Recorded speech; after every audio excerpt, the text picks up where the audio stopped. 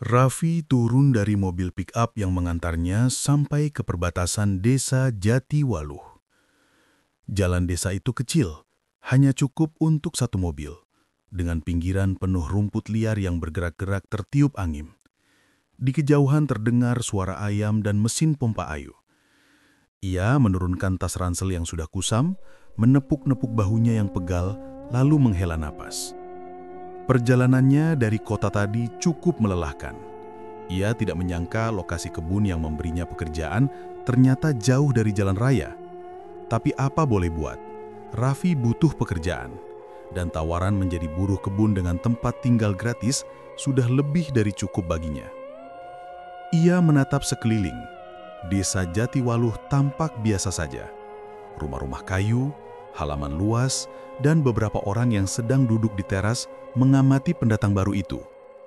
Mereka tidak menyapa, hanya melihat sekilas lalu kembali pada aktivitas masing-masing. Raffi berjalan menuju rumah yang disebutkan mandor kebun lewat telepon. Rumah itu berada di ujung jalan kecil, tidak terlalu jauh dari kebun. Dari luar tampak sederhana, memiliki teras kecil dan pintu yang warnanya sudah kusam. Rumput di depannya tidak terlalu tinggi, menandakan sesekali ada yang membersihkannya. Lumayan, gumam Raffi pelan. Yang penting ada atap. Ia mengetuk pintu, padahal sudah diberitahu bahwa rumah itu kosong. Tidak ada jawaban. Raffi membuka pintu perlahan. Engselnya berbunyi keras, seperti lama tidak digerakkan. Di dalam, suasananya gelap dan agak pengap. Lantainya masih berupa semen kasar, tetapi tidak kotor. Ada meja kecil, kursi tua, dan satu kamar dengan kasur tipis. Raffi menaruh tasnya di atas meja, lalu membuka jendela agar udara masuk. Saat sedang membersihkan lantai dengan sapu, dari arah jalan terdengar suara langkah. Ketika ia menoleh, seorang lelaki paruh badan berdiri di depan pintu. Lelaki itu memakai kaos polos, celana kain, dan peci hitam. Wajahnya tenang, tapi tatapannya sangat memperhatikan. "Kamu Raffi?" tanyanya pelan. "Iya Pak, saya baru datang." "Oh, begitu. Terima kasih Pak," jawab Raffi ramah. Pak Suradi mengamati isi rumah sebentar, lalu bersandar di kusen pintu. Rumah itu jarang ditempati, tapi masih bisa dipakai. Kalau ada yang kurang, bilang saja. Warga di sini biasanya bantu kalau ada yang butuh. Raffi tersenyum kecil. "Siap, Pak." Pak Suradi hendak pergi, tapi ia sempat menoleh lagi. "Kalau malam baru datang, sebaiknya istirahat. Jangan keluyuran sendirian dulu. Desa ini luas. Kadang ada anjing liar." Raffi mengangguk, meski merasa aneh. Perkataan itu terdengar seperti peringatan, tapi ia tidak menanyakannya.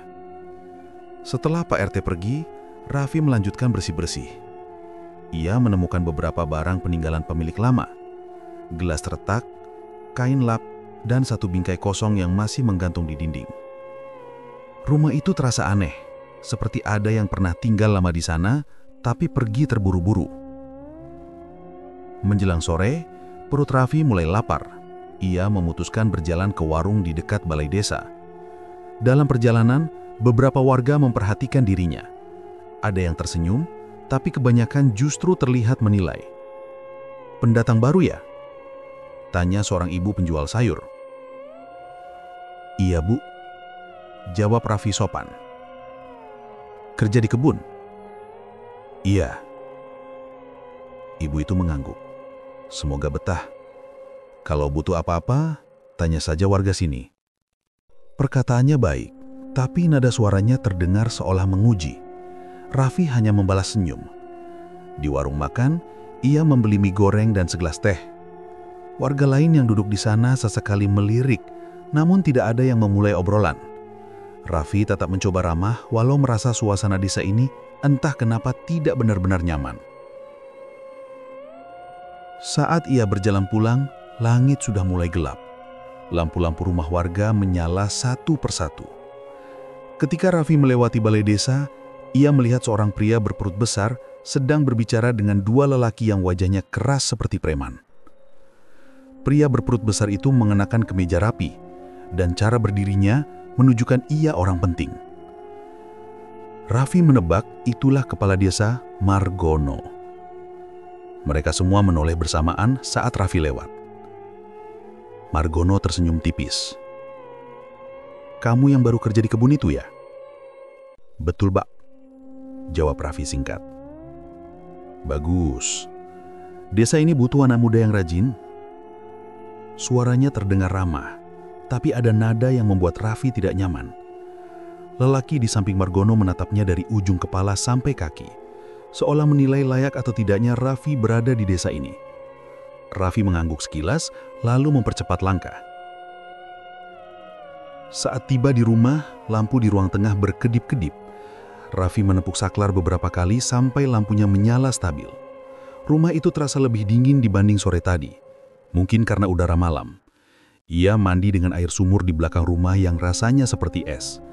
Setelah itu, ia duduk di kasur, membuka tas, dan meletakkan pakaian-pakaian kerjanya. Rasa capek membuat matanya berat. Raffi memutuskan tidur lebih awal karena besok harus mulai bekerja di kebun. Rumah itu hening, terlalu hening. Ia menutup matanya, mencoba mengabaikan ketidaknyamanan yang ia rasakan sejak masuk desa ini. Namun belum 5 menit ia terlelap, terdengar bunyi dari arah atas rumah. Duk, duk, duk. Raffi membuka mata pelan. Ia menejamkan pendengaran, memastikan bunyi itu nyata. Duk, duk, duk. Ia duduk. "Apa itu?" gumamnya pelan. Ia melihat plafon, tapi tidak ada yang aneh. Ia berusaha kembali tidur, namun bunyi itu muncul lagi. Kali ini lebih pelan, seperti benda yang digeser perlahan. Gesek, gesek. Ia meraih teleponnya dan menyalakan senter. Ia menyorot ke arah sudut-sudut ruangan, tetapi tidak menemukan apa-apa. Paling kucing, pikirnya. Tapi suara itu kembali terdengar. Gesek. Kali ini diikuti suara lain, seperti langkah kecil, namun langkah itu terdengar tidak normal, tidak ritmis seperti hewan, tapi juga tidak berat seperti manusia. Langkah itu berhenti tepat di atas kamar. Raffi menelan ludah, tangannya berkeringat. "Siapa di atas?" teriaknya dengan suara dibuat berani. Tidak ada jawaban. Raffi menunggu beberapa detik. Keheningan kembali. Ia berusaha baring lagi, meski jantungnya berdetak cepat. Baru saja matanya terpejam, terdengar suara yang membuat seluruh tubuhnya merinding. Suara seseorang, pelan, berat, seperti menahan napas panjang. Raffi langsung bangun dan memegang dadanya. Suara itu jelas berasal dari plafon. Tidak mungkin tikus atau hewan lain bisa mengeluarkan nafas seperti manusia. Ia menatap plafon sambil gemetar. Beberapa menit kemudian, suara itu berhenti perlahan, seolah pergi menjauh. Raffi tidak tidur lagi setelah itu. Ia duduk bersandar di dinding sampai matahari pagi mulai masuk lewat celah jendela. Pagi itu ia sadar, rumah yang ditempatinya bukan rumah biasa. Dan ia belum tahu bahwa seluruh desa sudah menunggu malam berikutnya. Malam ketika gangguan itu tidak hanya terdengar, tapi mulai memperlihatkan wujudnya. Raffi bangun dengan kepala berat. Matanya merah karena semalaman tidak tidur. Ia masih merasakan dinginnya udara malam yang menempel di kulitnya, seolah rumah itu tidak pernah benar-benar hangat meski matahari sudah muncul.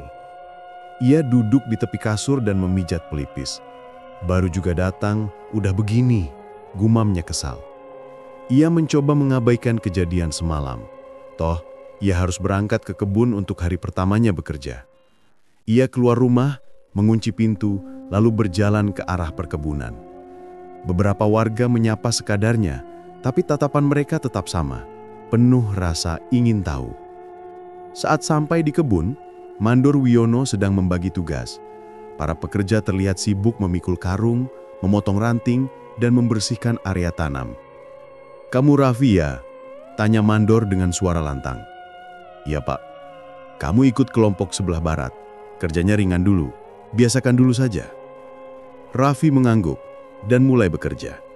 Aktivitas di kebun cukup menguras tenaga, tapi setidaknya ada banyak orang, sehingga ia sedikit lupa kejadian semalam. Sambil bekerja, ia mencoba ngobrol dengan beberapa buruh. Namun setiap kali ia bertanya soal desa, terutama rumah-rumah tua atau tempat-tempat yang jarang dilewati warga, mereka hanya menjawab pendek. "Kamu tinggal di rumah mana, Raf?" tanya salah satu buruh bernama Tono. "Rumah kosong dekat lahan timur," jawab Raffi. Tono menghentikan gerakan tangannya, menatap Raffi agak lama. "Rumah yang warna dindingnya sudah pudar itu?" "Iya, yang itu. Kenapa?" Tono hanya mengeleng. "Nggak apa-apa, yang penting kamu rajin kerja." Jawaban itu jelas bukan jawaban sebenarnya, tapi Raffi memilih tidak mengejar.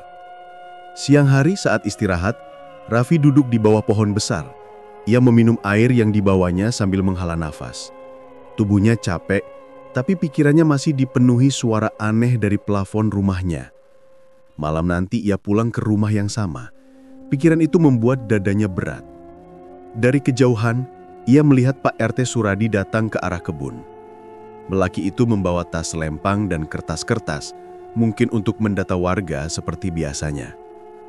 Pak Suradi menyapa para buruh, lalu duduk di dekat Raffi. "Gimana kerjaannya?" "Ya lumayan Pak, cuma rumahnya agak aneh." "Aneh bagaimana?" tanya Suradi seolah sudah menebak keluhan apa yang akan keluar. Raffi ragu sejenak, lalu menjelaskan singkat tentang suara-suara semalam. Ia tidak ingin terdengar terlalu takut, jadi ia menceritakan dengan nada santai. Pak Suradi mendengarkan tanpa memotong. Setelah Raffi selesai, RT itu menghela nafas pendek. Rumah itu memang lama kosong. Kadang suara atapnya kayak gitu. Angin besar sering lewat sana. Jawaban itu terasa seperti alasan yang dibuat-buat. Mata Pak RT bergerak-gerak kecil, seperti sedang memikirkan sesuatu yang tidak mau ia ucapkan. "Kalau nanti ganggu lagi, bilang saja," tambah Suradi sebelum pergi. Raffi mengangguk, meski tidak puas dengan jawaban itu. Malamnya, setelah mandi dan makan seadanya, Raffi mencoba tidur lebih cepat. Namun begitu ia memejamkan mata, mimpi itu datang. Ia berada di sebuah ruangan gelap, dindingnya seperti papan kayu yang berdebu. Di hadapannya ada sosok perempuan. Perempuan itu berdiri membelakanginya, rambutnya panjang dan kusut, menjuntai sampai ke pinggang. "Bu," panggil Raffi spontan, meski ia tidak tahu kenapa kalimat itu keluar. Sosok itu tidak menoleh, hanya berdiri diam, tapi tubuhnya sedikit bergetar seperti kedinginan. Tiba-tiba terdengar suara seseorang memanggil namanya dari arah belakang. "Raffi, Raffi." Suaranya serak, panjang dan terputus-putus. Suara itu terdengar seperti milik seseorang yang sudah lama tidak minum. Raffi berbalik, tapi tidak ada siapa-siapa. Ketika ia menoleh kembali ke arah sosok perempuan tadi, sosok itu sudah berada sangat dekat, terlalu dekat. Wajahnya tidak ada, kosong, hanya kulit pucat yang rata tanpa mata, hidung, atau mulut. Raffi berteriak dan langsung terbangun dengan nafas terengah-engah. Tubuhnya berkeringat dingin. Ia melihat jam di ponsel, pukul 2.14 dini hari. Saat ia mencoba duduk tenang, tiba-tiba terdengar suara dari luar jendela kamarnya. Suara perempuan menangis lirih. Raffi membeku, tangannya gemetar. Ia mematikan lampu dengan harapan suara itu berhenti, namun tangisan itu justru semakin jelas, seperti seseorang duduk tepat di bawah jendela kamarnya. Raffi menutup telinganya. Ia tidak berani mendekat. Tangisan itu berlangsung lama, hingga akhirnya menghilang secara perlahan. Ia tidak tidur lagi sampai subuh. Pagi-pagi ia berjalan ke balai desa untuk mencari Pak Suradi. Ia butuh penjelasan, meski sedikit saja. Pak RT sedang duduk sambil memeriksa beberapa dokumen. Raffi mendekat. "Pak, saya mau tanya." Suradi mengangkat wajah. "Soal rumah itu lagi." Raffi mengangguk. "Semalam lebih parah. Saya mimpi aneh, terus ada suara kayak perempuan nangis." Pak Suradi terdiam beberapa detik. Ia meletakkan berkas pelan-pelan lalu bersandar. Sorot matanya berubah serius. "Kamu lihat apa di mimpi itu?" Raffi menjelaskan. Suradi tidak memotong, tapi wajahnya semakin tegang. Akhirnya ia berkata, "Dengar Raffi, kamu baru datang ke Jatiwaluh. Ada hal-hal di desa ini yang sebaiknya kamu tidak pikirkan terlalu dalam." "Kenapa, Pak?" Suradi meremas jemarinya. Lalu ia berbisik, "Beberapa tempat di desa ini sebaiknya dijauhi, termasuk rumah tua dekat hutan bambu." "Rumah apa?" Pak RT mengeleng. "Sudah, jangan tanya dulu." Tapi justru itu membuat Raffi semakin penasaran. Siang hari ketika ia kembali ke kebun, dua buruh tua yang sedang merokok ngobrol pelan. Mereka tidak sadar Raffi mendekat. "Ada tanda lagi semalam," kata salah satunya. "Berarti sudah dekat. Biasanya seminggu setelah tanda itu orangnya hilang." Raffi mengernyit. "Tanda apa, Pak?" tanyanya tiba-tiba. Kedua buruh itu terdiam. Salah satunya bahkan mematikan rokoknya dengan terburu-buru. "Kamu dengar apa?" tanya pria itu ketakutan. "Sedikit. Maksudnya tanda apa?" Kedua buruh itu saling pandang, lalu berjalan pergi tanpa menjawab sepatah kata pun. Raffi berdiri sendiri, merasakan hawa aneh menjalar dari ujung kaki ke tengkuknya. Malam harinya, Pak Suradi datang ke rumah Raffi. Tidak biasanya ia datang malam-malam. "Raffi, saya perlu lihat sesuatu di kamarmu," katanya tanpa basa-basi. Raffi mengangguk dan mempersilahkan masuk. Suradi masuk ke kamar dan menatap plafon. Ia mengambil senter lalu menyinari celah-celah kayu di atas. Setelah beberapa menit, ia berkata pelan, "Saya berharap saya salah, tapi tanda-tandanya mulai muncul." Raffi bingung. "Tanda apa sih, Pak? Dari tadi semua orang ngomong tanda-tanda, tapi nggak ada yang mau jelasin." Pak Suradi menatapnya lama, sangat lama.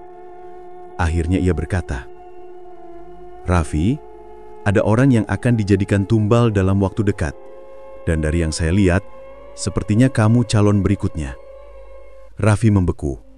Dan malam itu, untuk pertama kalinya ia sadar, keberadaannya di desa Jatiwaluh bukan kebetulan. Ada sesuatu atau seseorang yang menginginkannya. Sejak 2 hari terakhir, Raffi merasa kalau hidupnya berubah jadi aneh. Ia masih bekerja seperti biasa di kebun, tapi ada rasa diawasi terus, seperti ada mata yang ngikutin setiap gerakannya. Apalagi setelah beberapa warga mulai meliriknya dengan tatapan yang sulit ia artikan. Bukan tatapan ramah, tapi lebih ke arah menilai, seolah sedang memastikan sesuatu. Setiap sore setelah pulang dari kebun, Raffi sengaja mempercepat langkah. Ia ingin cepat sampai rumah dan beristirahat, tapi entah kenapa justru suasana rumah itu makin bikin merinding akhir-akhir ini. Rumah tua itu memang sederhana, tapi sejak gangguan mulai muncul, rasanya kayak tinggal di tempat yang bukan untuk manusia. Malam itu, sekitar jam 9, Raffi baru selesai mandi ketika ia mendengar suara ketukan dari atas. Tok, tok, tok. Suara itu pelan tapi jelas berasal dari loteng. Raffi spontan berhenti di depan kamar mandi, menahan nafas. Ia memandang ke arah langit-langit. Tidak ada siapa-siapa, tapi ketukan itu terus berlanjut. Raffi mencoba mengabaikan, tapi suara itu makin keras. Tok, tok, tok. Ia mengambil senter dan naik ke kursi untuk melihat lubang kecil yang menuju ke loteng. Begitu senter diarahkan ke atas, ia melihat sesuatu bergerak cepat di sudut ruangan gelap. Raffi langsung mundur, hampir terjatuh dari kursi. "Bangsat, apaan itu barusan?" gumamnya sambil mencoba menenangkan diri. Ia duduk di kursi ruang tamu sambil menahan rasa takut. Tidak lama, pintu belakang mendadak terbuka sendiri dengan suara berderit panjang. Udara dingin menyusup masuk, membawa aroma apek yang membuat kulitnya merinding. Raffi berdiri dan mendekati pintu, memastikan tidak ada orang. Setelah itu ia menutup pintu cepat-cepat, memasang slot, dan kembali duduk. Tapi ketenangan itu cuma bertahan sebentar. Bayangan hitam melintas di balik jendela, tinggi, kurus, dan bergerak terlalu cepat untuk ukuran manusia. Raffi langsung berdiri dengan nafas terengah. "Siapa di luar?" teriaknya meski ia sendiri tidak yakin itu ide bagus. Tidak ada jawaban, hanya suara dedaunan yang bergerak pelan. Di tempat lain, Pak RT Suradi baru pulang dari ronda ketika ia melihat dua lelaki asing berdiri di depan balai desa. Mereka bukan warga Jatiwaluh, tapi wajah mereka sering terlihat bersama Kades Margono saat ada acara desa. Pak RT memperhatikan dari kejauhan. Mereka seperti menunggu seseorang. Tak lama kemudian, Kades Margono muncul dari ruangan balai desa. Ia bicara pelan tapi tegas pada dua orang itu. Suradi tidak bisa mendengar jelas, tapi dari gaya bicara Margono, ia tahu pasti pembicaraan itu serius. Salah satu lelaki itu memberikan isyarat tangan, seperti menegaskan sesuatu. Margono mengangguk, lalu menepuk bahu keduanya sebelum mereka pergi ke arah jalan menuju rumah-rumah warga. Suradi langsung curiga. Jangan-jangan mereka disuruh ngawasin bocah itu. Gumamnya sambil menghadap, maksudnya tentu saja Raffi. Ia menunggu sampai balai desa sepi sebelum melanjutkan perjalanan pulang. Namun ia tahu malam ini ia tidak bisa tidur nyenyak. Ada hal besar yang sedang bergerak di desa ini. Di rumah tua itu, Raffi berusaha tetap terjaga. Ia menyalakan lampu dapur, lampu ruang tamu, bahkan lampu kamar mandi. Semua ruangan jadi terang, tapi rasa aman tidak muncul sama sekali. Karena terlalu takut, ia mengambil jaket dan memutuskan untuk keluar sebentar mencari udara segar. Baru saja ia membuka pintu depan, ada seseorang yang berdiri di luar pagar. Raffi langsung kaget. Orang itu tidak memakai lampu, hanya berdiri diam dalam gelap. Tubuhnya tegap, rambutnya cepak, dan wajahnya tidak terlihat jelas. Saat Raffi memperhatikan lagi, orang itu berbalik tanpa suara dan berjalan pergi, hilang di tikungan. Raffi menutup pintu cepat-cepat. "Gila, ini apa lagi?" ujarnya pelan. Ia kembali ke kursi ruang tamu dan memaksakan diri mencoba tidur. Tapi baru saja ia memejamkan mata, ada suara nafas dari arah dapur. Raffi membuka mata lebar-lebar. Suara itu pelan, berulang, seperti ada orang yang berdiri di pojokan ruangan dan mengamati. Raffi berdiri perlahan, mengambil senter dan mengarahkannya ke dapur. Tidak ada siapa-siapa, tapi lemari dapur yang sebelumnya tertutup, kini terbuka sedikit. Ketika ia mendekat, lemari itu terbuka penuh dengan suara keras, seolah ditarik seseorang. Raffi terpaku. Di dalamnya, tidak ada apa-apa, hanya rak kayu kosong. Tapi dari arah belakang lemari, terdengar bisikan lirih, seperti suara perempuan menahan tangis. Raffi mundur perlahan, jantungnya berdetak kencang. Sekitar jam 11:30 malam, ada ketukan pelan di pintu samping rumah. Raffi awalnya mengira itu suara halusinasi lagi, tapi ketukan itu berubah menjadi lebih keras dan ritmis. Ia mengambil kayu yang ia simpan dekat meja, bersiap-siap kalau itu orang yang mau macam-macam. Ketika pintu dibuka sedikit, wajah Pak RT Suradi langsung muncul. "Raffi, cepat buka, ini aku," bisiknya. Raffi buru-buru membuka pintu dan menariknya masuk. "Pak, ada apa? Kenapa malam-malam ke sini?" Suradi tidak langsung menjawab. Ia memandang ke seluruh ruangan, memastikan tidak ada yang mengintai mereka. "Kamu harus hati-hati, Raf. Situasi di desa ini makin gak beres," kata Suradi lirih. Raffi mengangguk, menunggu penjelasan lebih lanjut.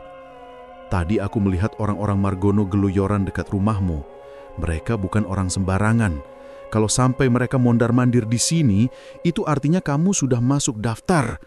"Daftar apa, Pak?" Raffi semakin gelisah. Pak RT tarik napas panjang. "Daftar tumbal." Raffi merasa kakinya lemas. "Pak, saya cuma kerja di kebun. Saya nggak ganggu siapa-siapa." "Aku tahu, tapi desa ini makmur bukan karena kerja keras, Raf.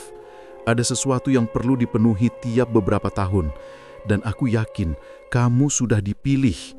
Raffi menelan ludah. Kepalanya pusing tapi ia memaksa untuk tetap fokus. "Terus saya harus gimana?" tanya Raffi.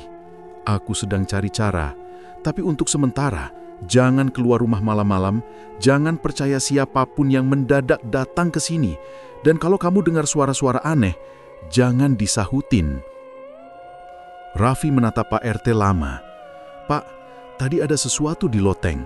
Ada juga bayangan lewat jendela. Saya nggak cuma dengar suara." Suradi tidak terlihat terkejut.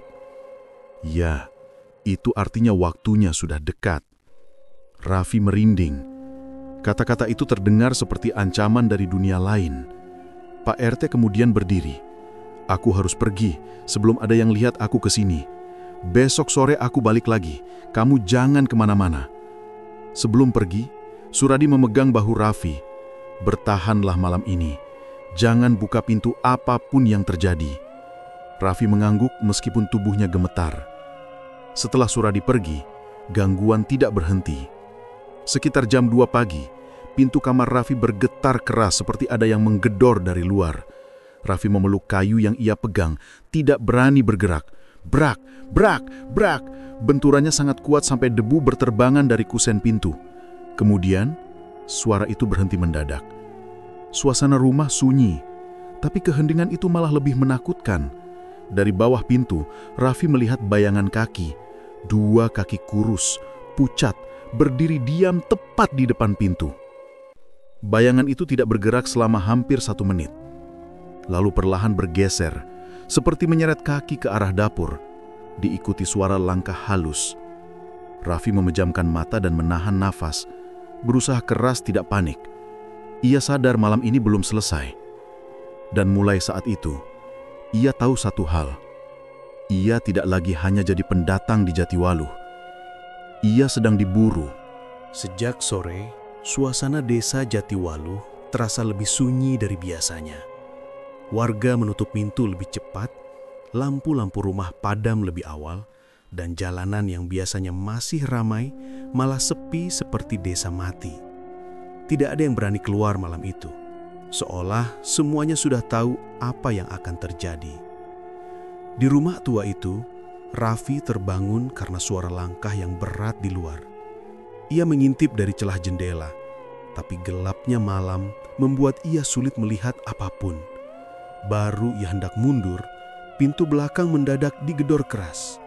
Brak! Brak! Brak! Raffi tersentak. Ia bergegas mengambil kayu yang sejak tadi ia simpan. Namun sebelum ia sempat melakukan apa-apa, jendela dapur dipecahkan dari luar. 2 orang bertopeng masuk paksa.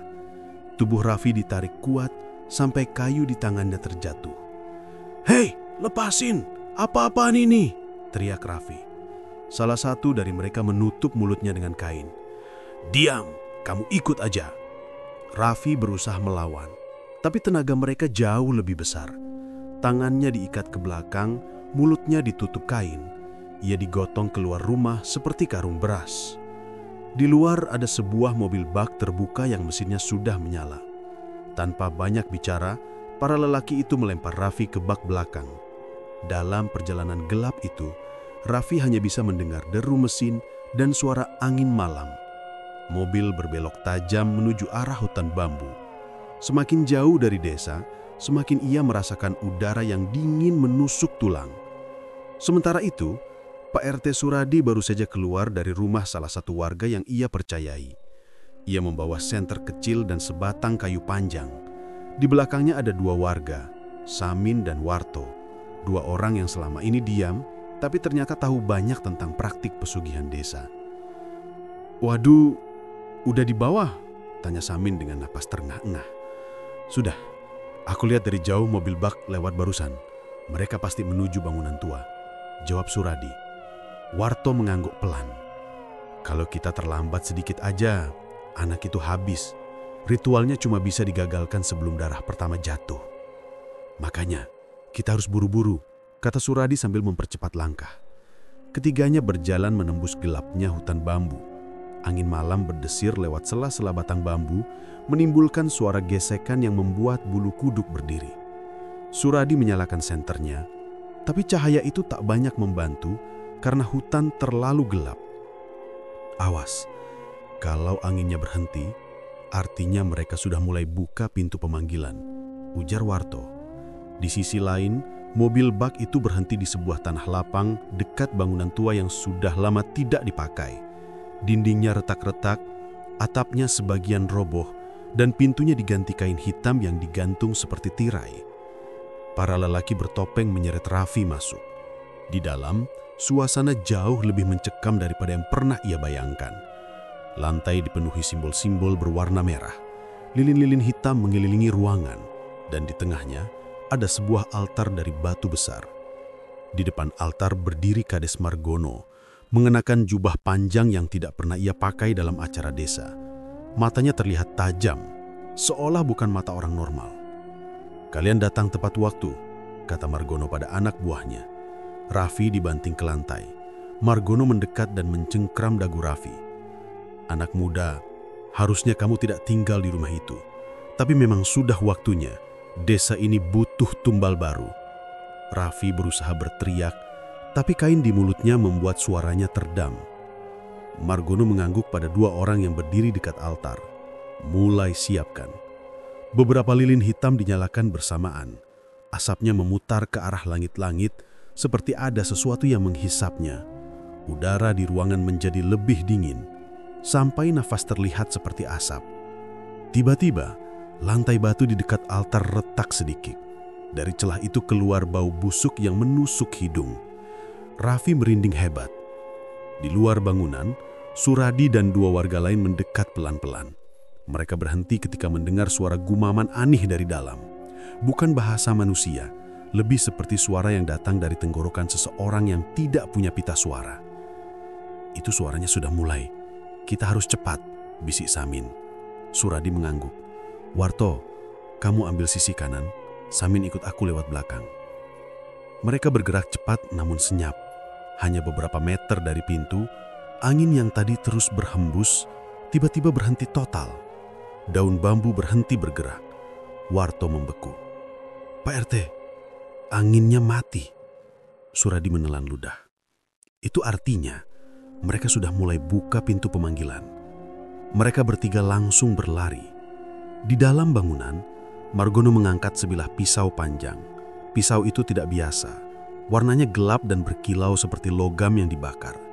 Raffi digeret ke tengah ruangan dan dipaksa berlutut di depan altar. Margono mengangkat pisau itu tinggi-tinggi.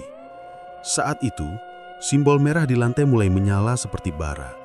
Dari celah yang retak di tanah terdengar suara tarikan napas panjang, seolah sesuatu di bawah tanah sedang bangun. Salah satu lelaki bertopeng berbisik, "Tuan, tanda-tandanya sudah muncul. Dia menerima." Margono tersenyum pendek. "Bagus. Kita akhiri saja." Raffi berusaha meronta, tapi dua orang menahannya kuat-kuat. Dalam hati ia sudah pasrah, tapi bayangan wajah orang tuanya terus muncul, membuat ia tidak berhenti mencoba.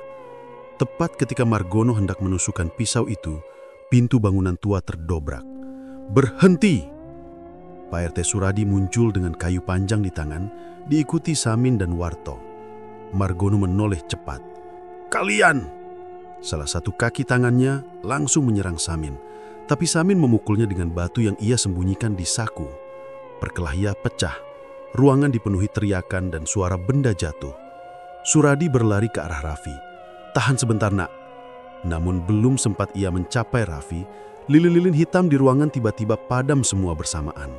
Ruangan menjadi gelap total kecuali cahaya merah dari simbol di lantai. Dari tengah altar, muncul bayangan tinggi membungkuk. Dengan tubuh seperti manusia, tapi wajahnya tertutupi rambut kusut panjang. Setiap langkahnya membuat lantai bergetar. Itulah penjaga pesugihan. Margono tertawa pendek. "Kalian sudah terlambat. Dia sudah bangun." Makhluk itu menoleh ke arah Suradi, menggeram rendah seperti binatang kelaparan. Samin yang sedang memiting salah satu lelaki bertopeng, tiba-tiba merasakan angin dingin menyapu tubuhnya. Ia menoleh dan makhluk itu sudah berdiri di belakangnya. Dengan satu sentuhan, tubuh Samin terlempar menghantam dinding. "Pak Samin!" teriak Warto. Suradi memaksa diri tetap berdiri. Ia tahu kalau ia mundur sekarang, Raffi mati. Ia mengangkat kayu dan berdiri di depan makhluk itu. "Kalau mau tumbal, ambil aku. Anak ini nggak salah apa-apa." Margono terlihat kaget. "Suradi, kamu gila." Makhluk itu mendekat, namun belum ia menyentuh Suradi, simbol merah di lantai meredup semua. Lilin-lilin hitam menyala kembali dengan sendirinya. Dalam cahaya redup itu, terlihat bayangan-bayangan lain muncul di ruangan. Ada 3 sosok. 2 laki-laki dan 1 perempuan, berwajah pucat, mata kosong, dan tubuh penuh luka. Mereka, Warto menutup mulutnya. Mereka tumbal yang sebelumnya. Ketiga sosok itu mendekati Margono, bukan ke Suradi. Wajah mereka penuh marah dan dendam. Margono mundur beberapa langkah. "Tidak, kalian sudah kasih apa yang kalian mau. Kalian..." Teriakan Margono terputus ketika salah satu sosok menyentuh bahunya. Tubuh Margono jatuh berlutut, wajahnya pucat seketika. Makhluk penjaga mengeluarkan geraman panjang, lalu bayangan itu menghilang perlahan seperti asap tertiup angin. Simbol merah di lantai padam semua.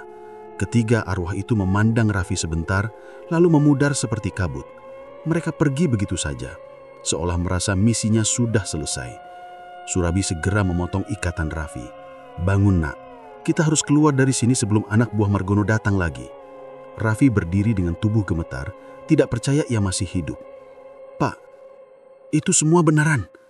Suradi hanya menggeleng pelan. "Yang penting kamu selamat." Mereka bertiga meninggalkan bangunan tua itu dengan langkah terburu-buru. Di belakang mereka, bangunan itu kembali sunyi.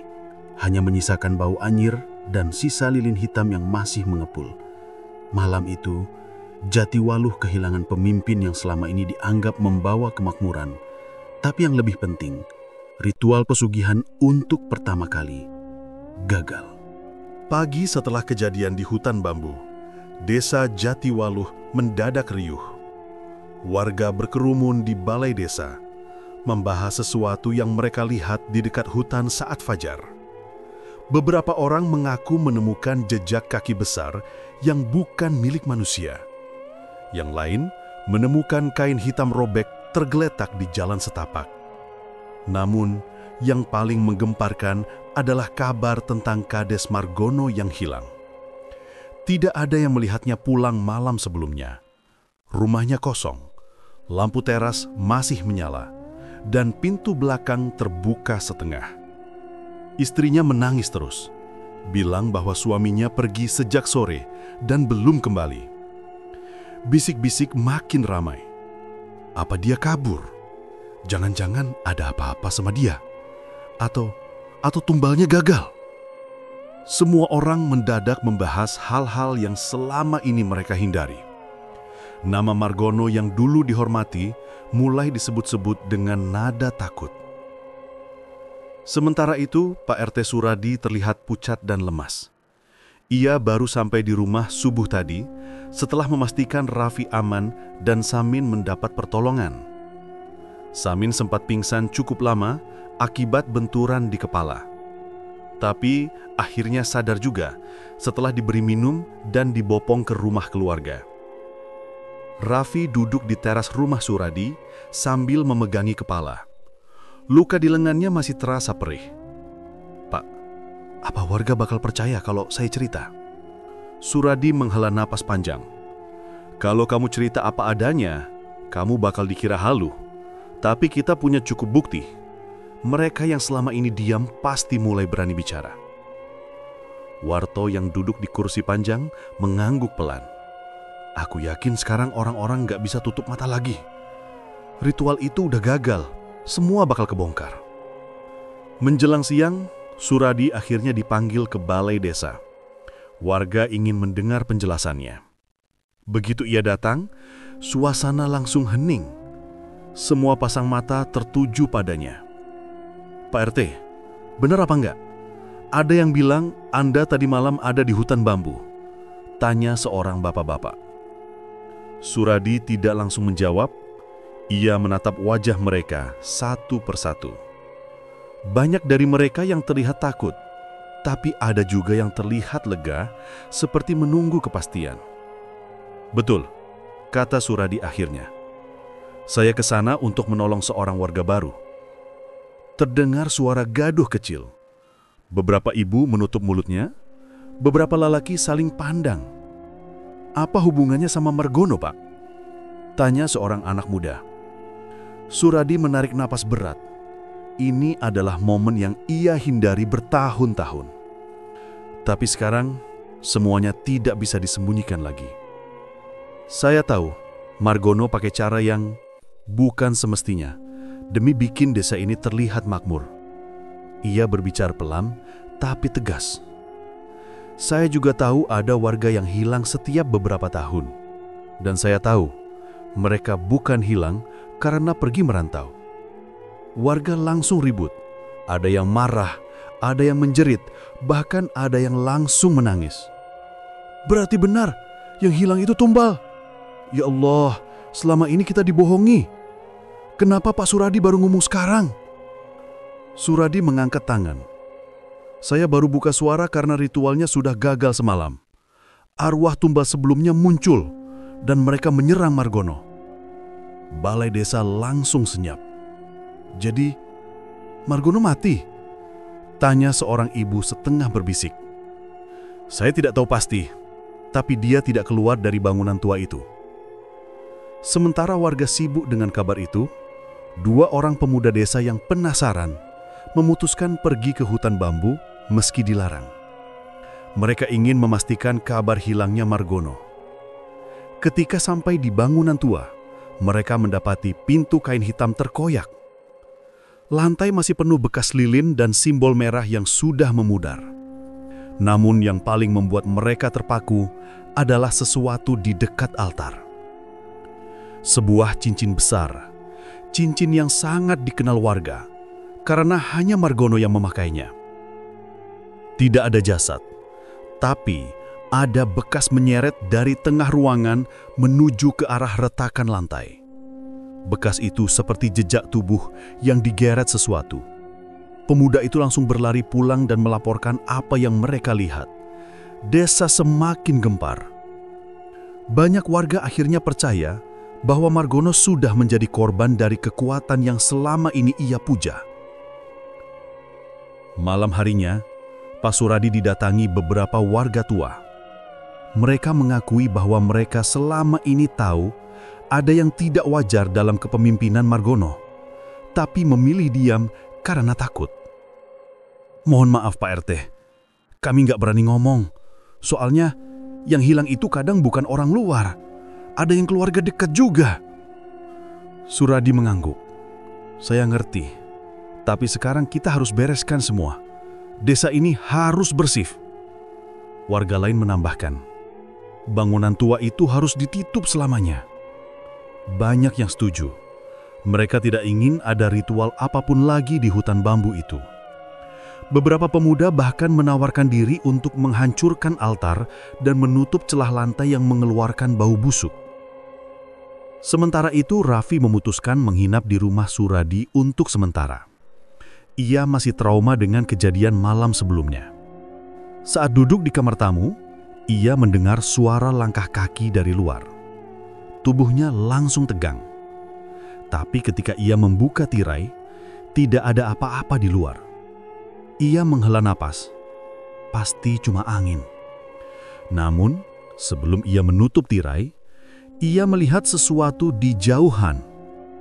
3 sosok berdiri di ujung jalan, memandangi rumah Suradi. Wajahnya pucat, tubuhnya kabur seperti asap. Mereka tidak bergerak, hanya berdiri menghadap Raffi. Ia mundur 2 langkah, tapi anehnya, ia tidak merasakan ancaman, seperti tidak saat di bangunan tua.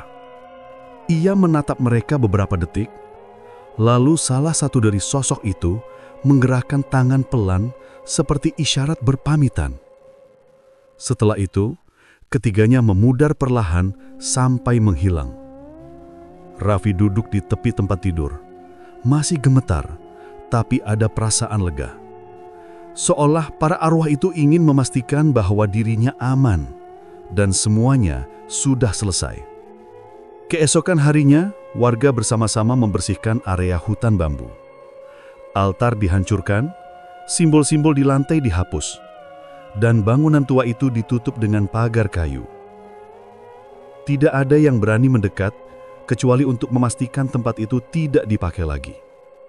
Pak RT Suradi mendapat banyak ucapan terima kasih dari warga, meski ia tidak menganggap dirinya pahlawan. Aku cuma melakukan apa yang harus dilakukan, kata Suradi pada Raffi. Raffi menatap hutan bambu yang kini sudah dipagari. Terima kasih Pak, Kalau nggak ada bapak, saya mungkin sudah mati. Suradi tersenyum kecil. Mulai besok, kamu bisa tinggal di rumah yang lebih dekat ke kebun. Rumah lamamu, sebaiknya kita kosongkan saja. Raffi tidak keberatan sama sekali. Desa Jatiwaluh perlahan kembali hidup. Tapi meski suasananya membaik, orang-orang tidak pernah melupakan malam ketika arwah tumbal muncul dan menghancurkan penguasa mereka sendiri. Rumah tua, bangunan ritual, dan nama Margono menjadi bagian gelap dari sejarah desa.